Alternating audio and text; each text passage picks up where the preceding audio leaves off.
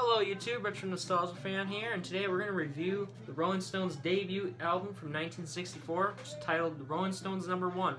This is the UK version with Mona, or I Need You Baby, instead of Not Fade Away, that we're going to be talking about. This copy right here is not a UK pressing, this is a German second pressing from 1971.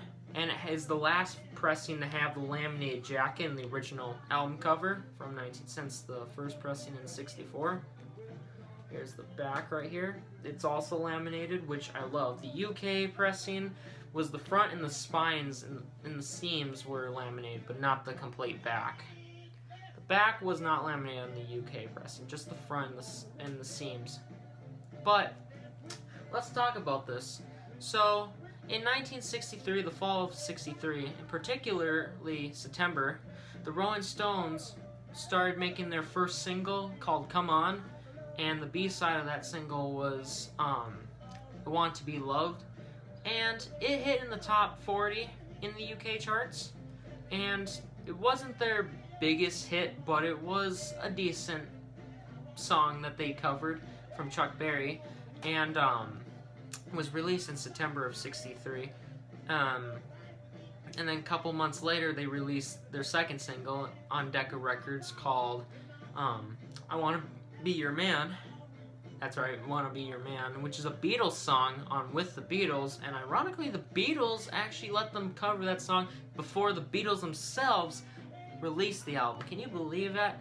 A band that was so big, that was becoming the top of the world, all on the top of the pops, gave a small rookie band one of their songs to use on their 45s or album releases, and so that became a number 2 hit, I believe, in the UK. It was in the top 3 at least. I Want to Be Your Man, the Stones version, came out literally nearly 2 weeks before the Beatles official version came out on the second Beatles album, With the Beatles.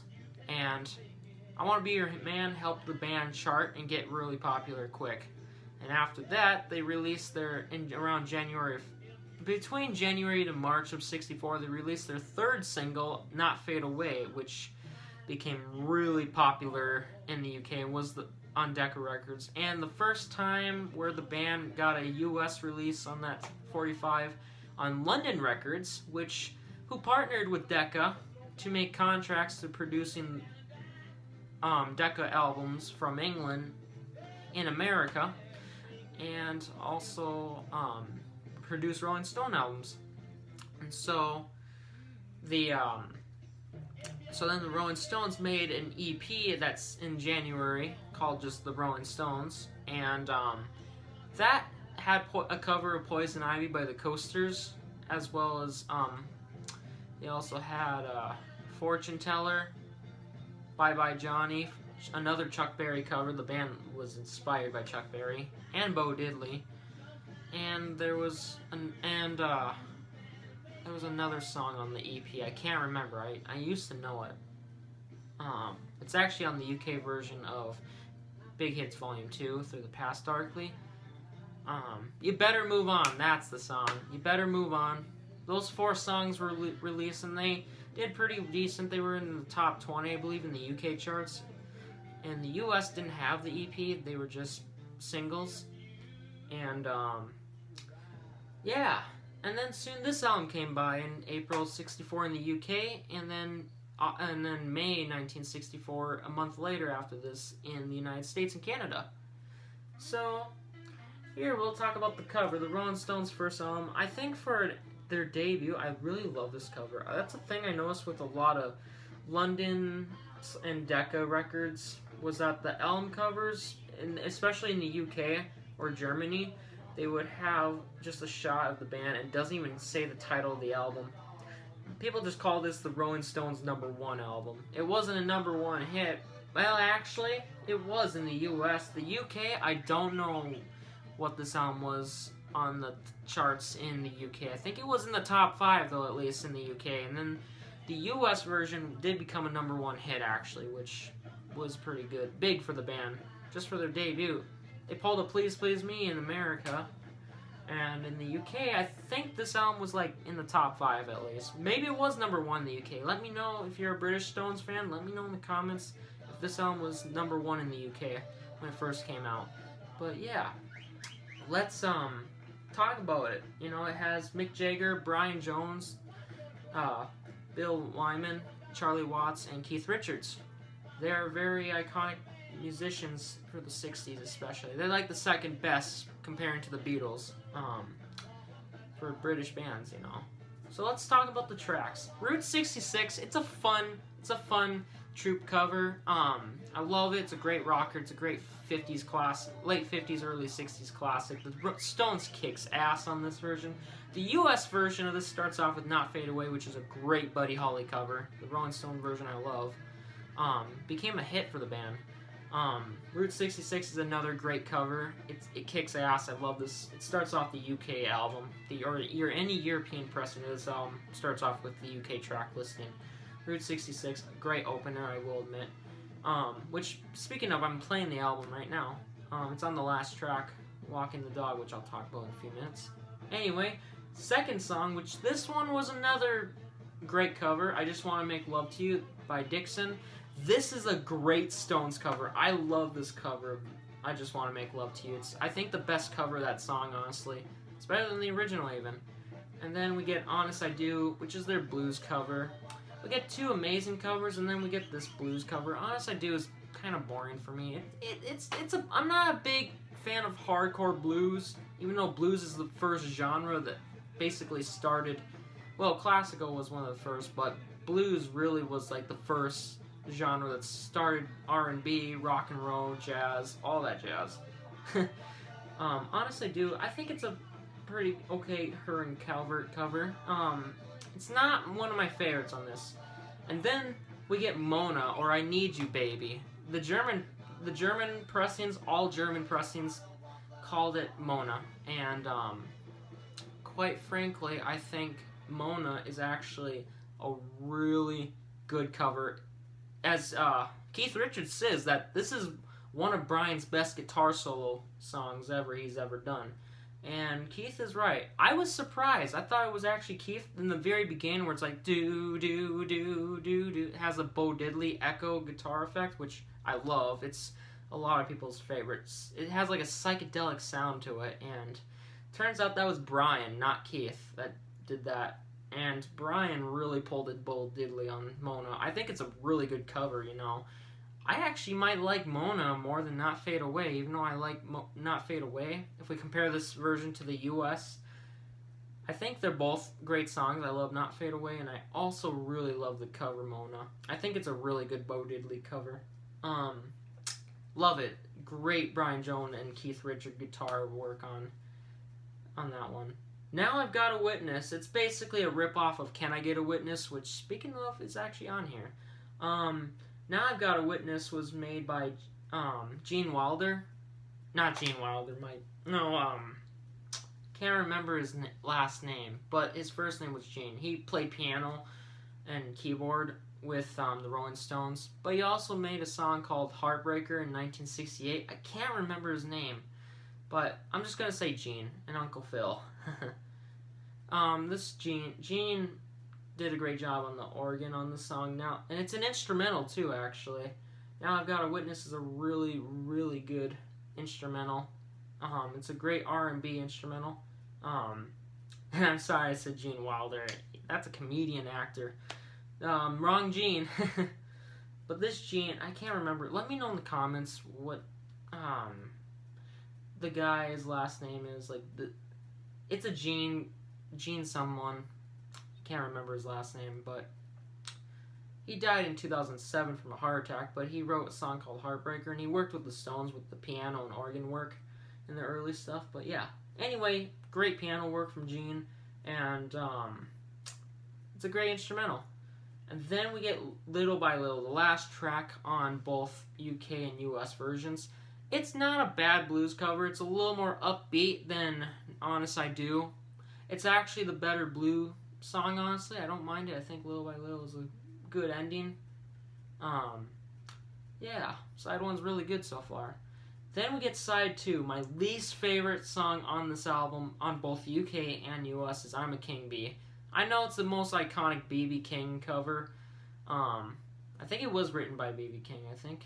I know B.B. King did the song, I just don't know if he's the original writer. Let me know in the comments, because I may not get every session musician's name if I reference a session musician that helped in iconic bands. I might not always get their name right, but let me know. Anyway, I'm a King Bee. Ugh, there's a guitar solo on there that it sounds obnoxious. And I think it was Keith or Brian. I don't know if Keith did it or Brian, but it's probably one of my least favorite guitar solos ever from the early Stones. And then Mick's singing is very obnoxious, I think, on I'm a King Bee. It's definitely not my favorite. 5 out of 10 for I'm a King Bee. But I do love the bass, I will admit. Charlie's drumming and Bill Lyman's bass notes on I'm a King Bee is the only good part. The main lead guitar on Brian and Keith, not a big fan of, and Mick's vocals on this song is the weakest out of the whole album. Then we get a great cover all of a sudden to Carol. We're back on good track with Carol. Oh, Mick kicks ass on this one, just like Not Fade Away and Route 66. Carol is a great Chuck Berry cover. I think it's the best Chuck Berry cover the Stones did, in my opinion, and I love it. I think Mick kicks ass on it. Great song. 10 out of 10 for a cover. Tell Me. This song I grew up with since I was 4 years old, and holy crap, I love this song. This song, the first Jagger and Richards song, the only original song on this whole album, surprisingly, it's actually a really good song. It's really beautiful. It's just about, from what I listen to the lyrics, it sounds like that the Tell Me is all about trying to get contact with an old relationship girl you had a crush on, and they're just not there for you, and you just want to get back together. And it's it's a really charming love ballad message. I think Mick's writing on this with Keith is really good. Both Mick and Keith did a great job on Tell Me. 10 out of 10 song. Probably the best song on this whole album, to be honest with you. Then we get a Marvin Gaye cover, Can I Get a Witness? This is a great cover. I think Mick's vocal, for some fans I've heard that Mick's vocal is a little obnoxious on Can I Get a Witness on this version. I think I love it. And Gene plays on the piano. Love his piano on this one. This is from one of Gene's best piano performance with the Stones. And I still can't remember his last name, but I'm just calling him Gene. There's so many Genes out here. I'm wearing jeans. Anyway, Can I Get a Witness is a great cover. I think Mick's vocals fits pretty well on this one. I give it a 9 out of 10 for Can I Get a Witness. And then a love ballad, a more relaxed, not as good as Tell Me, but this one's a cover. It's a Jarrett cover. You Can Make It If You Try. This one's actually really good. I do like it. It has like a Tell Me vibe to it. I give it a 9 out of 10. And then the last track, which was playing earlier if you heard in the background, was Walking the Dog. This one is actually a fun song. It's a fun pop song, but the whistling's a little obnoxious. I think but it's very fun and charming. It's a fun song to end the album. I think it's a really good song. And yeah, and that's the whole album, the UK track list. And there's the back again. Let me show you the record. This is a German second pressing from 1970 or 71. It plays fabulous. This is actually the best copy of this album I have, total. It's even better than my US copy. I love this jacket too, a great German jacket. German pressing. It's a second pressing, as I said. And the one I was playing earlier, let me see. Yep. The one I was playing earlier that you heard in the background, this is the later German pressing. This is a 1975 German third pressing from 1975. This version, there's pros and cons to it. The vinyl's a lot thinner on this one, but it doesn't sound bad, despite being a little bit thinner. It definitely doesn't sound as good as my German second pressing. The German second pressing sounds fabulous. This one's very rare to find, because only 2 pressings of the German pressing of this album actually had the laminated jackets and had the cool original cover, album cover. The sound quality on the second and first pressing sounds fabulous. The third pressing doesn't sound bad. Like, this one doesn't sound bad if you find in good condition. But the vinyl on this one is a couple grams thinner and less heavier than my second pressing. I'm playing the third pressing right now. It has some scratches. This one would originally come with a poster of the front cover, which is cool, but I don't have the poster with this one. But it does have an import sticker or a record store sticker, because some of these just were right there. It's a German store back in the 70s or late 60s. It probably Telefunken. That's a little German. I don't know what that means. Let me know what that means, Telefunken. I said that fast. But yeah, I'm not a big fan of this cover. The sound quality is really good, but I'm just not a big fan of the cover. It looks like a live album, and it's not a live album. It's just the debut album. So, I mean, sometimes I've seen some German and Dutch 70s reissues of the debut UK Rolling Stones album. They just have bizarre album covers. They look like a live album when it's not. I hate that. If it was Get Your Yayas Out, then this would make more sense. But anyway, the back, it still says Mona. If you see it right there, it says Mona right there. Just like the first two pressings, German pressings we're talking about. This is also a German pressing, as I said. I can show you the record. Let me take it out, actually. I'm done playing the record as I speak. Here's the record. It looks just like the other pressing, but it's a little bit thinner. Like I said, this one's a lot thinner. And the matrix number is a little different on this one, I believe. Or it's about the same, I don't know. But, and then I also have the US pressing.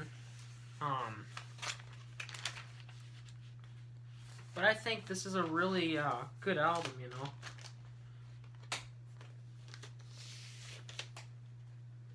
And then finally, I'll show you the other Rolling Stones album. This is the US stereo pressing, late 60s stereo pressing. It's not a first stereo pressing. This is a late 60s, early 70s US stereo pressing. England's newest hitmakers, the Rolling Stone. This one has the title in the front. It's not called Rolling Stones #1. This one, just like the UK pressing, has a description about the band members. And there's the track listing. Not Fade Away is the first track right there. And I Need You Baby or Mona is not on this one. It's on the Blue London label. Early first pressings in mono and stereo had photographs of the front cover inside. This one doesn't, so it's a later pressing. There's the record. This pressing doesn't even advertise the photo inside, so that indicates straight up it's a late 60s, early 70s pressing. But yeah, you know, I'm just putting this away. Alright, so that concludes the album review. Out of the UK version, I give this the same track. I'm going to give both UK and US pressings the same ranking, even though Not Fade Away might be better than Mona. But I'm going to give the Rolling Stones debut album, honestly, I'm going to give it 8 out of 10. You know, it's not a bad album. I think it's really good. Some of the covers, like Carol, I Just Want to Make Love to You, Mona, and Can I Get a Witness, or and the original song Tell Me, are fabulous tracks. But it also has a couple blues songs I'm not a big fan of, like Honest I Do and I'm a King Bee. Not a big fan of those. But otherwise, really decent album. I know some people that would give this a 9 out of 10, but I just think a couple of the covers kind of kills it for me. But yeah, my name is Retro Nostalgia Fan. Check out some of my other videos, and I'll see you in the meantime.